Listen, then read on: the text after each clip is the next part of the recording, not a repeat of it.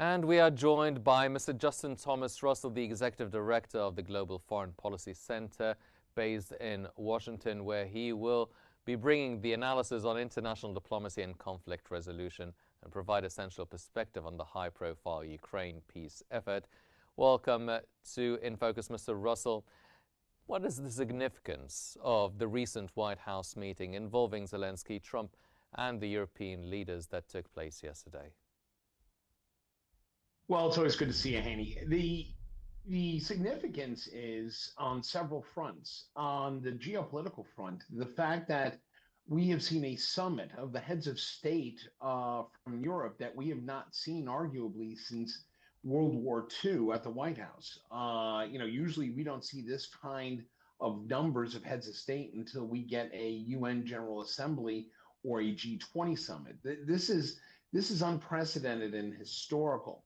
To see the number of European heads of states at the White House at one time in short notice. The other historical thing is there was a unified message that was here for a unified message by the Europeans that were brought with all the heads of state there. I mean, you're talking Macron, Merz, Starmer, and the rest of them, all in unison saying that, defense of Ukraine is defense of Europe. So there's several significant impacts that yesterday had that we could see going forward.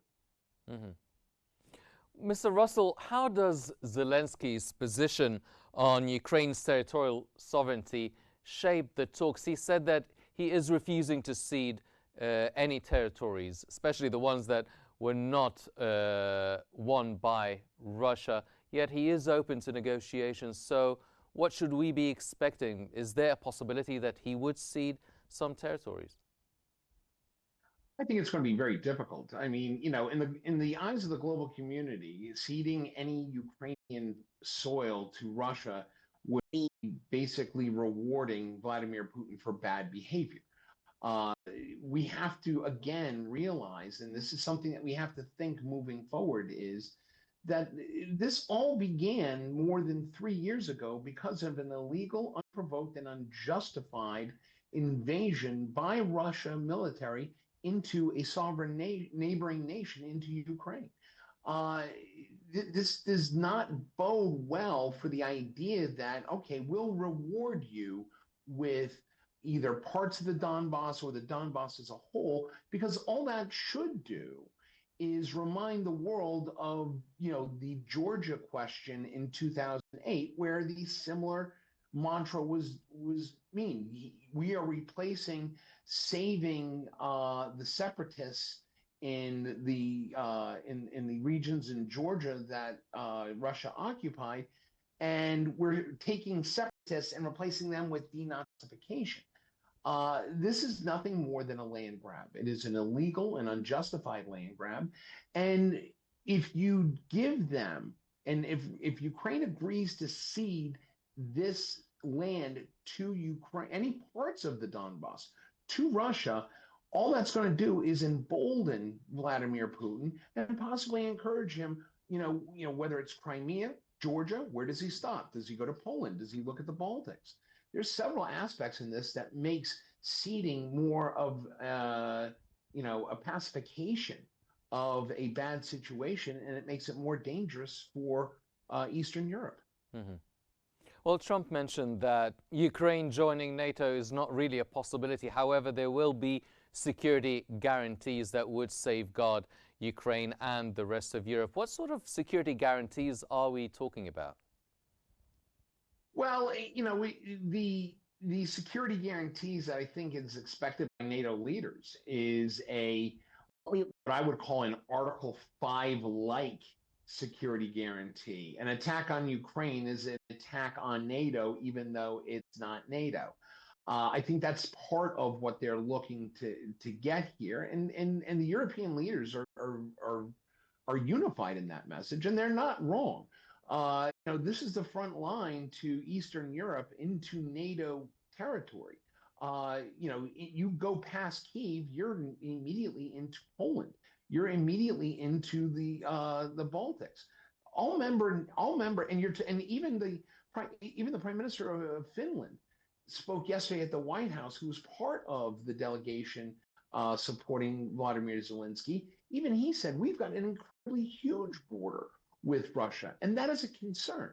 So I would say that a security guarantee is going to have to be an attack on one is an attack on all, but unofficially outside of NATO. It's NATO adjacent, if you will. Mm-hmm. Well, fill us more on the role of the European leaders and NATO in supporting these diplomatic efforts. They're mainly also pushing for a ceasefire before any real peace agreement takes place. And what would secure any deal being made now, even after Trump leaves office?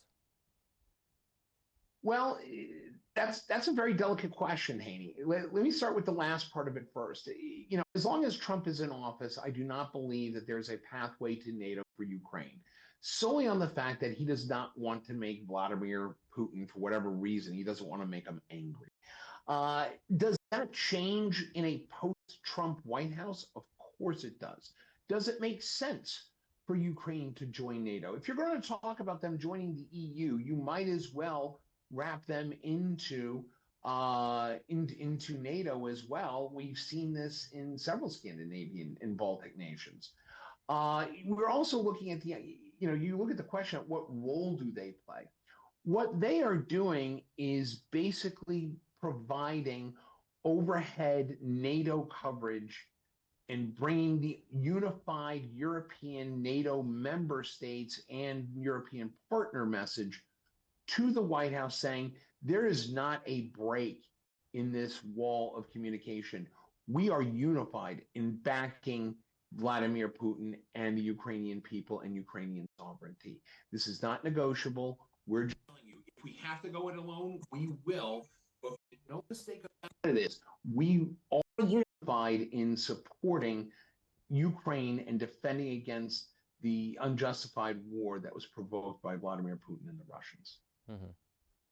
Well, there was obviously a lot of talk on a trilateral meeting. So what are the implications of the planned trilateral meeting between Trump, Zelensky, and Vladimir Putin? What seem to be the biggest obstacles or challenges for such a meeting to take place?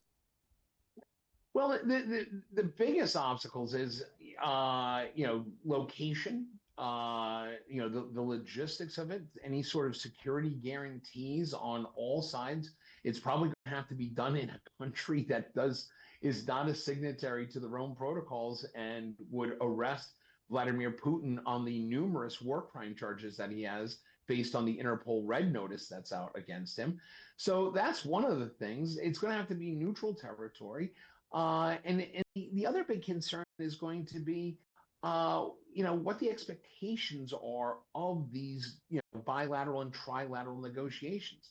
Mm-hmm. Part of the problem is, even though that Trump was praised for it, part of the problem is when you start invoking negotiations on the future of a nation's sovereignty without consulting or dealing directly with or having that nation at the table, it not only looks narcissistic for the one doing it, it also never comes up in a good way. We've seen that in Afghanistan. We've seen that throughout history in other regions where the key stakeholders are left outside the room. In order for this to work, Trump has to understand, and his foreign policy team have to understand, this is not a real estate deal.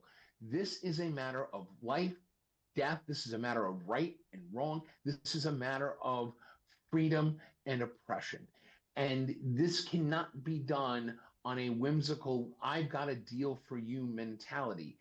You have to include, and they have to be part of the discussion at the table when you start talking about coming up with a long-term peaceful solution for the Ukraine-Russia question. That being the case, we're going to see a trilateral, perhaps, meeting. According to Chancellor Merz, we may see this here in the next 3 to 4 weeks. which gives you the idea and the impression, or should give the impression, that this is a matter of urgency. This needs to be done and done quickly. Mm-hmm. But along with it being done quickly, it's going to have to be done effectively. And the only way to do that is they're going to have to work in good faith. Without good faith, and let's be clear, Vladimir Putin doesn't have a lot of credibility in the good faith department when working on these types of situations. Again, I give you Crimea, I give you Georgia, I give you even certain situations where they've been indirectly involved in other regional conflicts in Southeast Asia.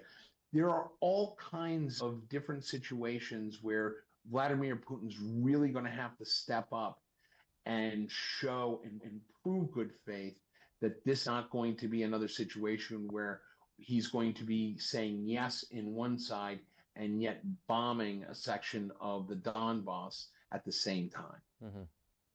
So if this is an existential question, really, the matter of a nation's sovereignty and the involvement of Trump, as you've mentioned now, what sort of realistic outcomes should we be expecting from these negotiations in the coming months? Well, I think what's going to do is the negotiations, if I were a betting man, which I'm not, but if I were, I would probably guess that there will be a peace for lifting of sanctions. Russia is funding this war by its oil trade.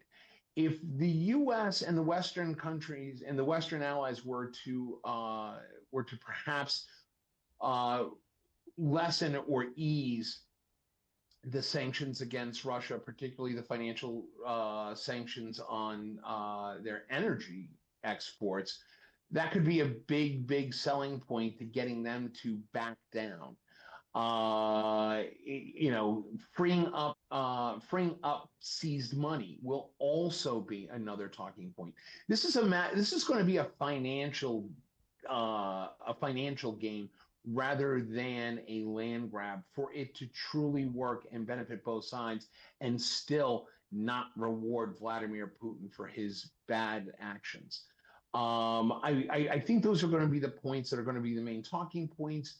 I think it's going to be the withdrawal. I think there might even be a messaging as far as who won, who lost. I don't think we're going to see some sort of closed door agreement that says, okay, it's a wash, or we decided to peacefully agree and go our separate ways. Those are kind of the key points I think I would be looking at the potential outcomes of this agreement. Mm-hmm. Mr. Justin Thomas Russell, the Global Foreign Policy Center Executive Director, thank you very much, sir, for joining us. Ladies and gentlemen, definitely we will be following up the latest developments on the proposed ceasefire in Gaza and the negotiations taking place over the Russia-Ukraine conflict. But that's all the time we have for this edition of In Focus. I'm Henny Safe. Thank you for watching.